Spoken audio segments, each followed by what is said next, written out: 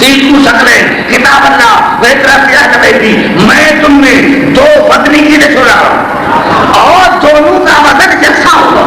ایک قرآن، ایک میری اہل بیت، ایک اللہ کی کتاب اور ایک میری اہل بیت. وزن اب دیکھیں اس قرآن میں کتنا وزن. تو قرآن میں بخار کر کہا ملو اللہ قرآن سیرت بالجبال اور خطہ بالارض اور کلمہ بالموتى. اس میرے قرآن میں اتنا وزن ہے کہ پہاڑ پر جائے تو ریزہ ریزہ ہو جائے. مردو پر پڑھا جائے تو کلام کرے، زمین پر پڑھا جائے تو سمجھ جائے. اب جب سامنے قرآن میں اتنا وزن ہے تو برادری میں کتنا وزن ہوگا.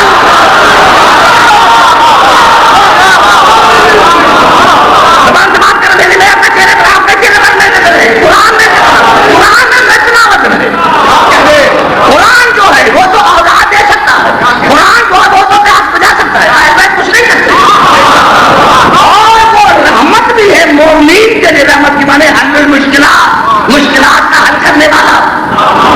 میں نے کہا جو آپ چاہیں قرآن سے پوچھیں، لغت کو چھوڑ کر پتا چلا قرآن ہر قسم کی پیاس بھی بجھاتا ہے، ہر مشکل کو حل بھی کرتا ہے.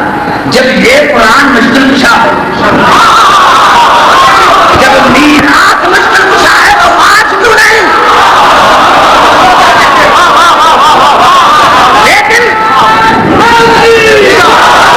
لیکن خاص کرتے ہیں جو سادات ہیں ان کے لیے اور غیر سادات کے لیے، نوجوانوں کے لیے خاص. بنا یزید الظالمین الا خسارا. ظالموں کے نقصان میں اضافہ کرتا ہے. ظالم کسے کہتے ہیں؟ ظالم کا ضد کون ہے؟ ظالم کا ضد عادل ہے. پتا چلا جو عادل کے مقابلے میں آئے وہ ہے ظالم.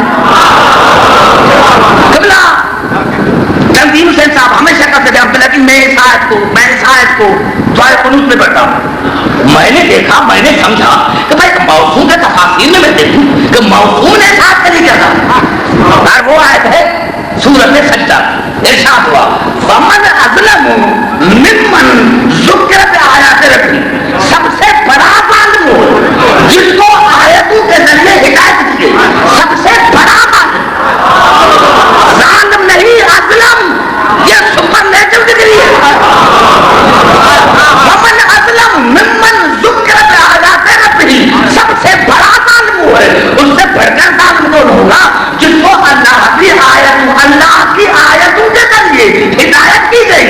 ثم اعرض عنہا، لیکن اس نے ایک آیت سے منہ پھیر لیا.